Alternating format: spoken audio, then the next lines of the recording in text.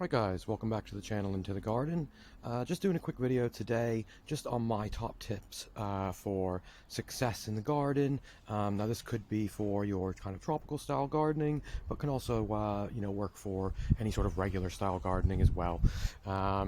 Now with this said guys, of course, there's a lot of variance when it comes in regard to gardening, so kind of bear this in mind when we go through the tips here. One of the top tips I'd say, and this could be again even if you have an established garden or you're got a blank canvas and starting from fresh, is to plan. Planning, I think, is the most important thing you can do in your garden.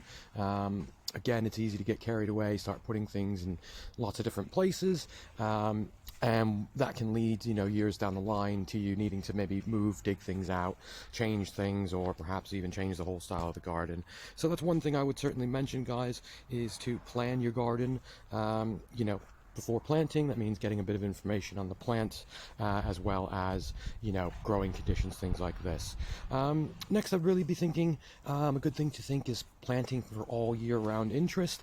It's great to have a lot of summer tropicals out, such as, your tetrapanics with the big leaves here. Now, of course, this can be deciduous and lose its leaves, so you're really not going to have any point of interest off that back bit there. So this can include things like planting your evergreens around. Again, great to add structure, gives you interest all year round. Now, of course, the other idea, guys, is, difference between annuals, perennials, biannuals, things like that.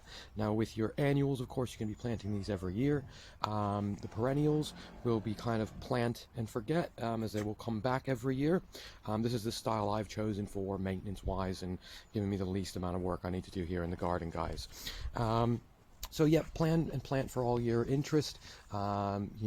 Also understanding, guys, what time of year things flower is also a good thing to kind of investigate. So, putting that structure perhaps in the back, and then you're layering down to the smaller plants in the front here again, giving you kind of that interest there.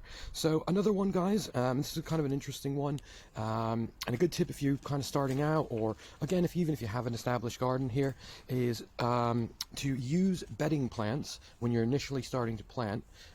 Use them towards the end of the year, and essentially what you can do with these is almost like a canary in the mine. So what we do is we plant lots of bedding plants all around. Now when it comes to the first frost of the year, or even getting down to those cold nights, what you can actually do is use those bedding plants as a meter and gauge where kind of frost pockets are in the garden. I know in my garden I have certain areas near the fences which will hold frost longer than other areas that are in full sun. So again, it's trying to figure that out in the beginning, and then of course you can plant accordingly, knowing which areas are going to get sort of better growing conditions or hold off frost longer, things like that, guys. So again, another top tip of mine, use this in the beginning of my planning. It really helped me to figure out where things can go and what sort of plants I can put into there as well, guys. Of course, starting from the roots down, great drainage and, having a really fertile soil is always something to think about. So when you start planting, it's a good idea to get a feel for what type of soil you have, and if you need to enrich it with things like your fertilizers or chicken manure, these types of things here, guys. So getting a real good base to start with, again, I feel is a great tip. It really saves a lot more work down the line, and again, really gives the plants a great head start, when coming down here, guys. Now, again, on this one, another top tip of mine is to plant in layers. So essentially what we're looking at here, guys, for example, in this garden, we've got a lot of lower ground cover. We've got the trachycarps that's going to go up high, so that's your kind of upper level interest. And then we've got things like ferns and grasses as your medium level interest here.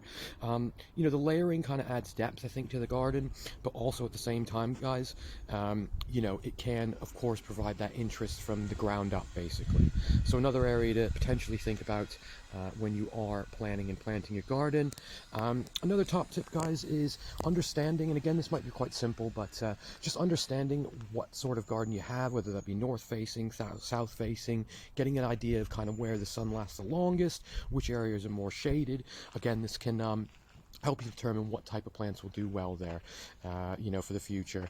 Thinking down the line as well, guys, I think one thing to think about is, again, how much work you intend to put into the garden as well. So it can determine kind of what plants you should be looking at, the type of level of care they require, things like that. So with that said, guys, just want to say a big thank you to everyone who commented on my last video, offering some great ideas there as well. And of course, thank you everyone for watching the channel. Of course, drop us a like, subscribe, and follow if you haven't yet. Certainly loads more to come, and we'll see you in the next one.